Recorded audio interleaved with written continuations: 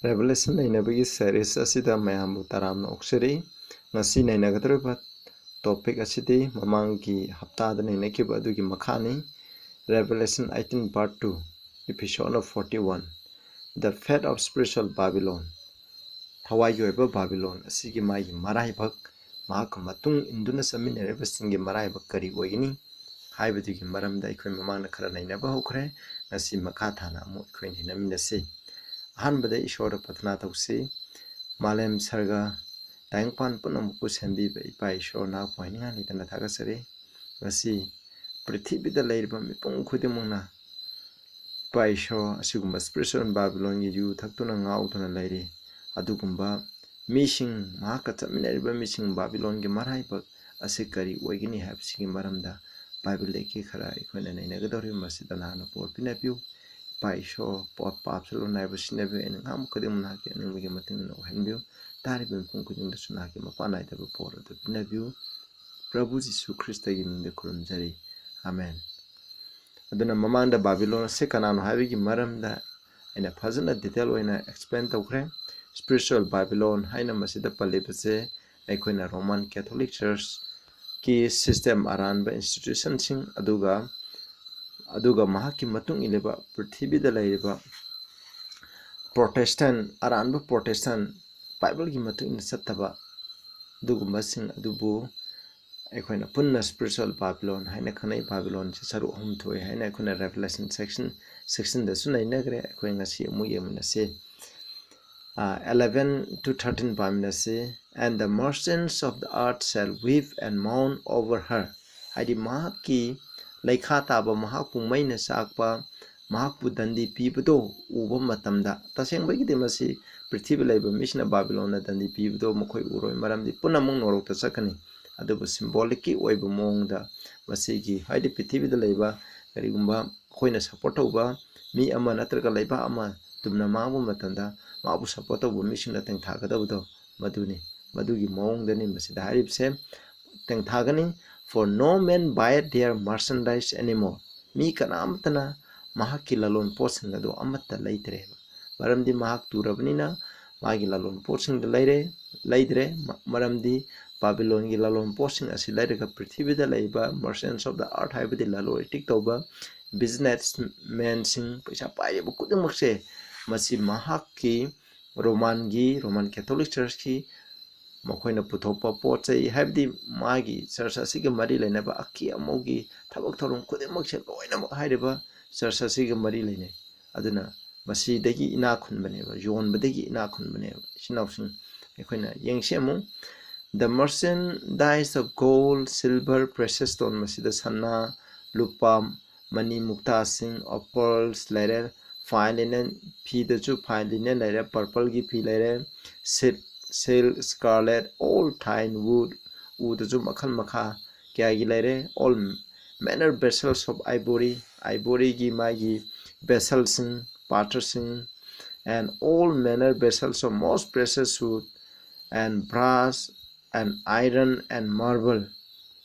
and cinnamon and odors and ointment koina lairibasing de ake amogi posing jini thauten aba frankincense manam nungsibasing wine, oil, fine flour, sanaba chindaksing, wheat, gehu, and bees, sansing, sheep, horses, chariots, hadi akhona laira and slaves and souls of men. Minaising, migi thawaising, punama ase masinisida. Aduna sidagi 12-13 da sida maruina palibde akhona prithibid tawriba lalo itiki mapom masaising ado sida loina sida phadana list oina piri haidi sana lupa lairibse ake amogini adu u sing aju furniture asina singba lairiba pijol haju ake amogi pijol sing nakoina ugani Roman Church ta lairiba misina makhoi father sing bishop sing cardinal aduga pope makhoi sing asina seliba dressing makhoi sister sing lairiba sing jo nakoina loina khangani aduga makhoi church sing gi khusa kamaina sabra haiba asina singba luhongba yam lairi isnaw sa punama ase ekoina music harasu marble asina singba ase masini hairiba sing ase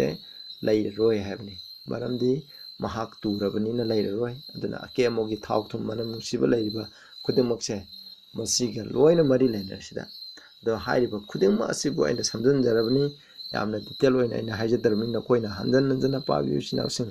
masi symbolic oiba wahi watani masi prithibida hujik sinarba koigi lairiba ake amogi polamsing asing aktane aduga masida souls of man migi thawai leiba habse masi kanada babylon migi thawai sing leiba yomigi thabuk ase mkoina saneba tangpanda leiba mising nangai gisu sanaribani base aikoina kawgum sin nangai gedi kanagum mi ama mangonda sangpa matamda aro mokoigi thainigi roman ke Lutheroi matamda di mising kaidaba aikoina phana pap toro su pap copy ningai ga je mokoida paisa pirega copy ba mokoina sirap torogana mokoina norokda porke tari da chale haiba sina simba myam leiriba aduna migi karpar je mokoina sanabani sinawsing lairiba sing ase masini masi khuding mase mokoina tawbu ngami habsineba aduna hairiba khudumakse haide akoina hujik la loritik tawriba hujik prithibida lairiba je yongo kaina online shopping or jo amo jo sida lairiba je ake amo sugumba aduma munda ba sana lupa laiba sugumba gi ngaktani sinawsing akoina hujik online shopping daga tawriba myamse masida su yengbiyo punam ase akoina pajana khantaduna yengba tadi masi khudingma asigi horpham je kadaidagino haibda akoina Babylon spiritual Babylon asiga mari loina lainai haibse masi makhawumsi akoina 14 dagina akoina salase akoina 18 bom sache and the fruits that thy soul lusted after are departed from thee havni masida habdi mahangna pamlamba roiba matamdadi Babylon mahangna pamlamba mahi sing ado loina mangonda gi satkhre havni honaramba mayam singdo all things which were dainty and goodly are departed from thee nangonda gi dainty how pakal mathengi cha insang sing afaba pirol posai khudeng ase nangonda gi loina satkhre maramdi mahak tu gadaba matam ado lai thou shall find them no more at all matam khudingda adu phanglaroi hai the merchants of these things which were made rich by her aduna hairiba lalol itiki posing se haidi mahaki lalol itiki posing asigi mapana mahangna mising ge ina khulun bane prithibda pairiba aikoina paisa pairiba aikoina financier sing company sing private sing asile billionaire sing laidiba khudima ase masi mahaki mapana ina khulali bane punna mase mukhaina business tawigi mapana ina khulebini khana kawgumchi shall stand afar off for the fear of her torment mahaki onaiba adugi da mukhaina lamna lekuni weeping and wailing kapkani tengthagani habni aroiba matamda yaugani koina prithibi lorakpa matamda ishona prabhuna lakngi matamda Babylon bu support tawriba mising aduna ko magi marai bodo uba matamda o aishu makoigi matung induna chalubadagi akhoiju asiguma da sase staribani ko habse makoina ugneba masi aduguma matamdo lakni aduguma aduda thawai waba mising adugi manungda yaudingai ishona masida warning period 15 the merchants of these things which were made rich by her silagira verse akoina verse amu akoina sida 16 da akoina mu pamina se sinawsang verse 16 da sumna hai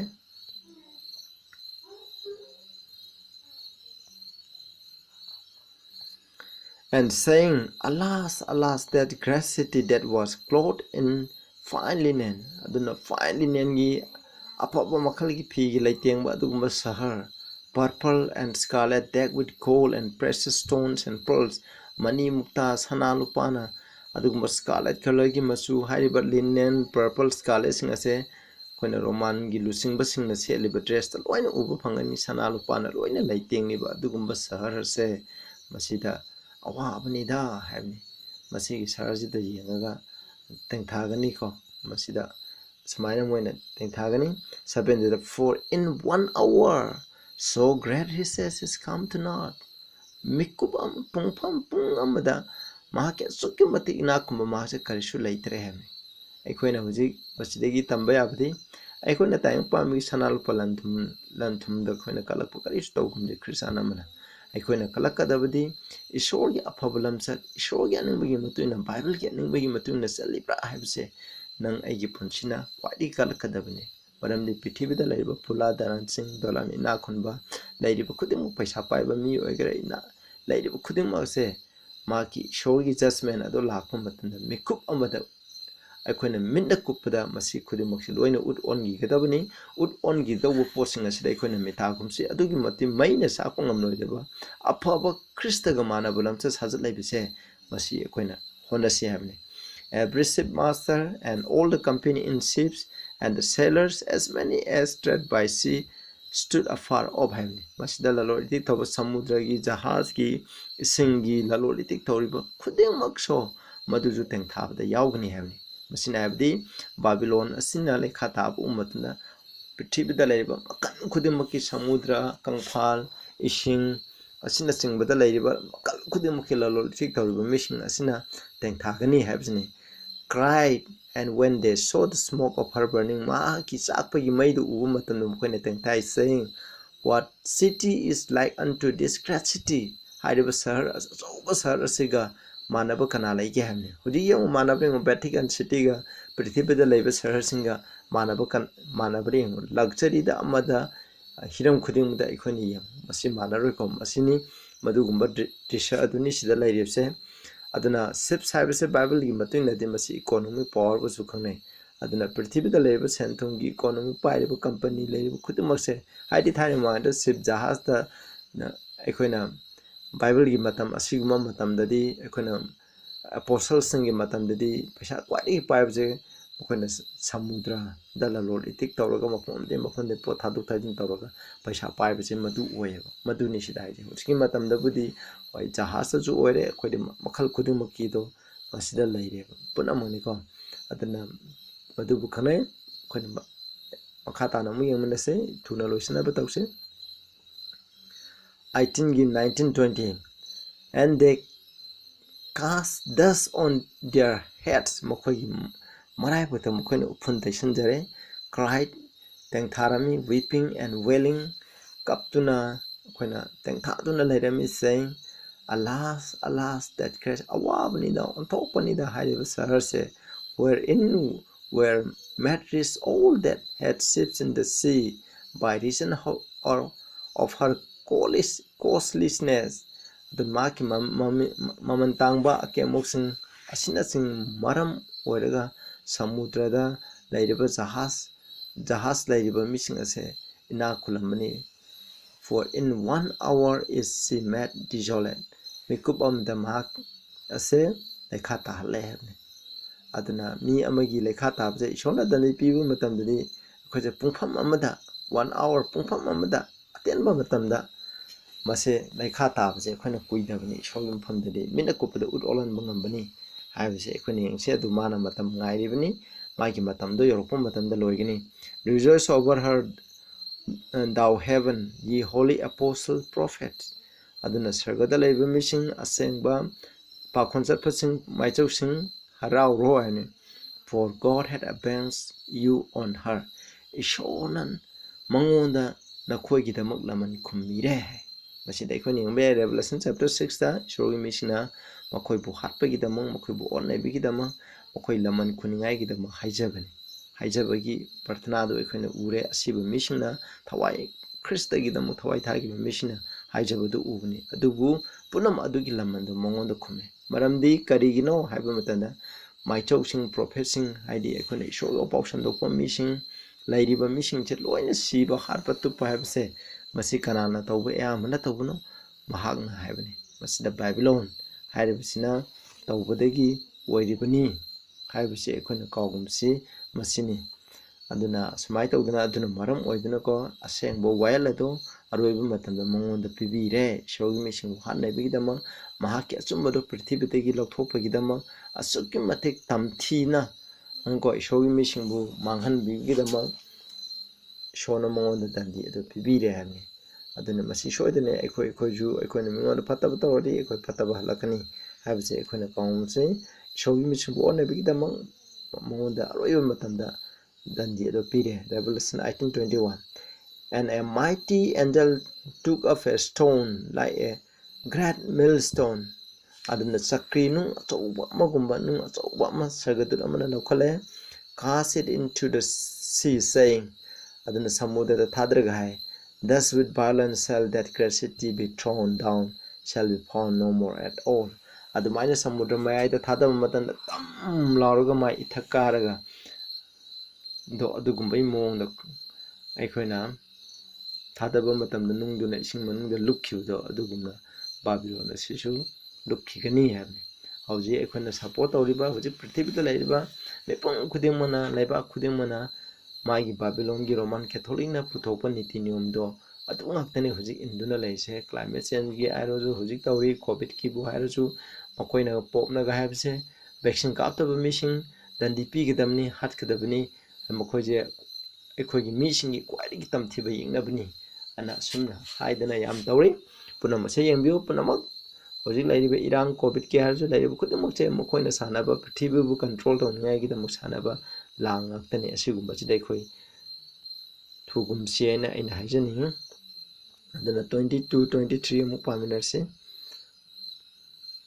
And the voice of harpers and musicians of pipes and trumpeters shall be heard no more at all in thee. And in thee Roman church ꯑꯁꯤꯒꯨꯝꯕ ꯃ꯭ꯌꯨꯖꯤꯛꯁꯤꯌꯥꯟꯁꯤꯡ ꯃꯈꯜ ꯈꯨꯗꯤꯡꯒꯤ ꯖꯟꯇ꯭ꯔ ꯈꯣꯡꯕꯁꯤꯡ ꯃꯈꯣꯏꯒꯤ ꯈꯣꯟꯖꯦꯜ ꯃꯈꯣꯏꯒꯤ ꯆꯔꯆꯇ ꯑꯗꯨꯒꯨꯝꯕꯗꯣ ꯇꯥꯕ ꯐꯪꯂꯔꯣꯏꯕ ꯃꯔꯝꯗꯤ ꯏꯁꯣꯔꯅ ꯇꯟꯗꯤ ꯄꯤꯔꯦ ꯅꯣ ꯀ꯭ꯔꯥꯐꯠꯁꯃꯦꯟ ꯈꯨꯠ ꯁꯥꯔꯤꯕ ꯃꯤꯁꯤꯡꯁꯨ ꯑꯣꯐ ꯋꯥꯠꯁꯣꯑꯦꯚꯔ ꯀ꯭ꯔꯥꯐꯠ ꯍꯤ ꯍꯦꯗ ꯃꯥꯅ ꯂꯩꯕ ꯃꯤꯁꯤꯡꯁꯨ ꯁꯦꯜ ꯕꯤ ꯐꯥꯎꯟ ꯑꯦꯅꯤ ꯃꯣꯔ ꯏꯟꯗꯤ ꯅꯉꯣꯟꯗ ꯐꯪꯂꯔꯣꯏꯕ ꯃꯔꯝꯗꯤ ꯃꯈꯣꯏꯒꯤ ꯆꯔꯆꯇ ꯌꯦꯡꯉꯨ ꯁꯥꯔꯤꯕ ꯂꯩꯇꯦꯡꯂꯤꯕ ꯍꯛꯂꯤꯕ ꯆꯔꯆ ꯃꯅꯨꯡꯗ ꯇꯧꯔꯤꯕ ꯂꯩꯔꯤꯕ ꯈꯨꯗꯤꯡꯃꯛ ꯑꯗꯨ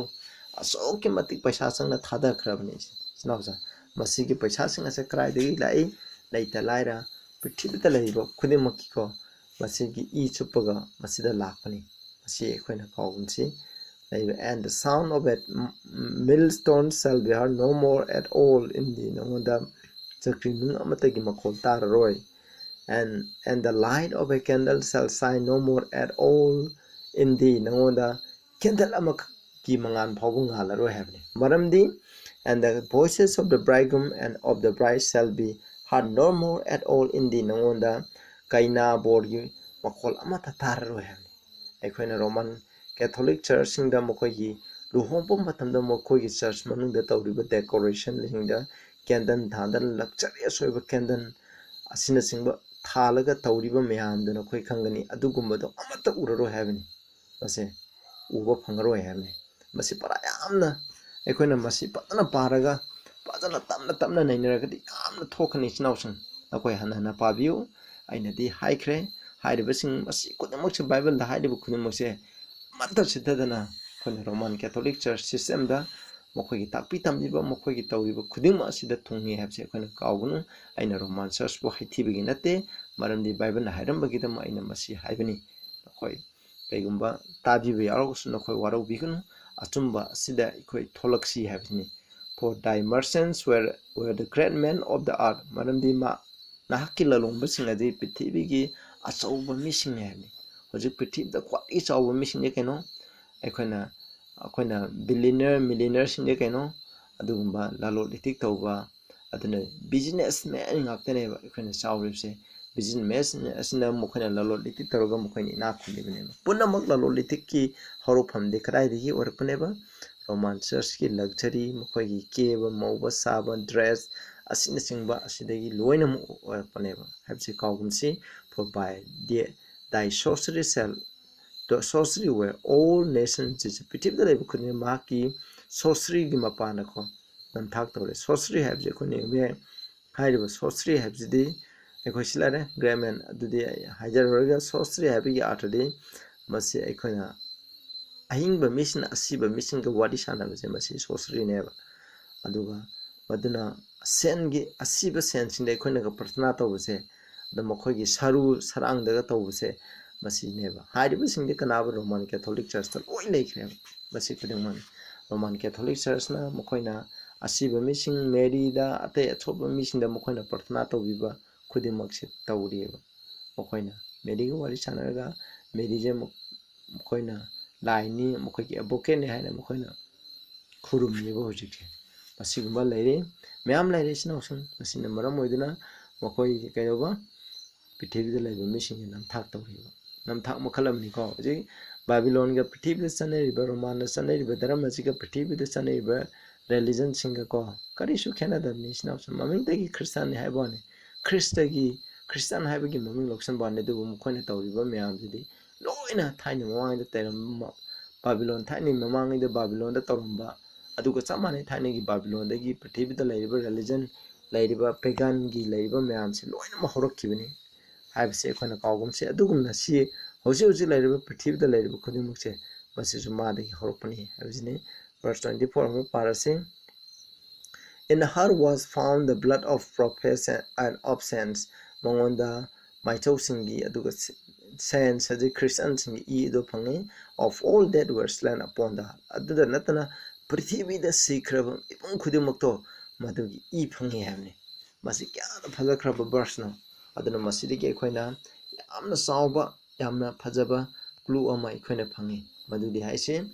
ishorgi missing church ka mari lenaba missing ishorgi maichau sing adu Christian sing hat phaje kanana Roman church achoke matik phangna haleba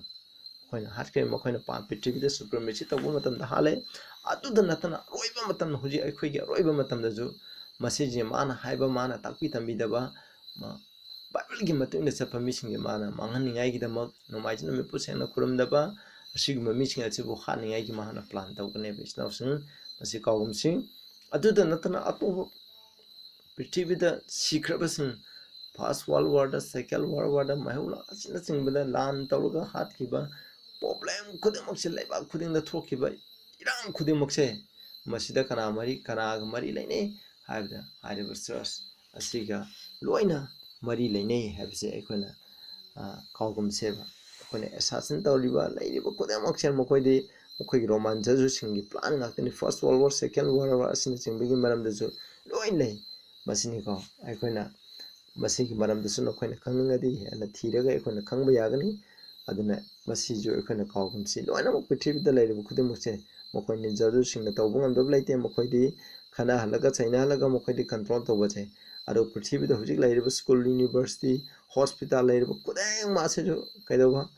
Roman gi makhata ngaktani mokoigi takpi tambiba mokoigi adugi matungina loina salibni loina prithvi da lairiba missing sorgi missing pawba ngauribni hujikti ishorgi church na ju adu tawba doctorate adu ada haiba asina chingba mayamde ishorgi da mamangi matamda oiramde ishorgi pok samdokpa Prabhu Jisu ki sepoksing lairi hairamde adu hujikti asiguma mayam tongnare punamakse mangondagi lakpa ngaktani habise khona kawumse aduna isnawsing khoina hujik section bako matam adu oire khona Bible icham chamna Bible na hairamba waising ase khona thadokpa masi matung na chatpa oire isnawsing asumba khona thirase ishorgi wahaida chena lepa ngamlabo honasi habse aina mayam dhani aduga aroibda verse 4 se ko aikhoina amtang aina sida haijege phajana sida I heard another voice from heaven saying, Come out of her, my people, that ye be not partakers of her sins, and that ye may receive not of her plagues. Magi China kon maki papsing adu the saru yautingai aigi misha mongondagi tholo hebni. Aduna Babylon haibasida ishogi mi kamrum lairi haibase khona atopa denomination singda aduga Roman Catholic Church ta aduga